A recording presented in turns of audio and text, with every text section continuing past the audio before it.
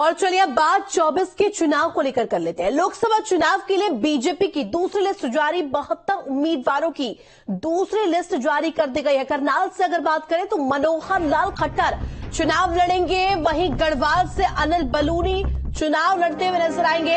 हरिद्वार की बात की जाए तो हरिद्वार की तरफ से त्रिवेंद्र सिंह रावत चुनाव लड़ेंगे, वहीं हमीरपुर से अनुराग ठाकुर चुनाव लड़ते हुए नजर आएंगे। तो बीजेपी ने ये लिस्ट जारी की है। इस लिस्ट में 72 नाम है और कई ऐसे नाम जिन पर नजर थी। हरिद्वार से त्रिवेंद्र सिंह रावत, और देखा गया कि बीते दिनों जिस तरीके से पहली लिस्ट की अगर जिक्र किया जाए तो पहली लिस्ट में 3 नाम सामने आए थे जिन्हें बरकरार रखा गया था उत्तराखंड में, लेकिन अब जब 2 नाम जो बाकी 2 सीट्स बची हुई थी उन पर भी अब ऐलान हो गया है। जो 2 सीट जिनमें बदलाव किए गए हैं, यहां पर नामों को बदला गया है उत्तराखंड में, और जो 2 नाम सामने आए वो ये हरिद्वार से त्रिवेंद्र सिंह रावत और साथ ही साथ अनिल बलूनी गढ़वाल से चुनाव लड़ते हुए नजर आएंगे। तो तमाम वो नाम मनोहर लाल खट्टर, जिन्हें अभी बीते दिनों जिस तरीके से सुर्खियों में मनोहर लाल खट्टर रहे थे, मुख्यमंत्री पद से इस्तीफा दिया था और अब करनाल सीट से उन्हें टिकट दिया गया है। मनोहर लाल खट्टर यहां से चुनाव लड़ते हुए नजर आएंगे। तो ये लिस्ट बेहद महत्वपूर्ण, और ये दूसरी लिस्ट जिसमें तमाम उन बड़े नामों का जिक्र यहां पर देखने को मिला जिनको लेकर नजर बनी हुई थी। 72 उम्मीदवार इस दूसरी लिस्ट में शामिल हैं। तो देखिए 2024 को लेकर के बीजेपी कोई कोर कसर नहीं छोड़ना चाहती है।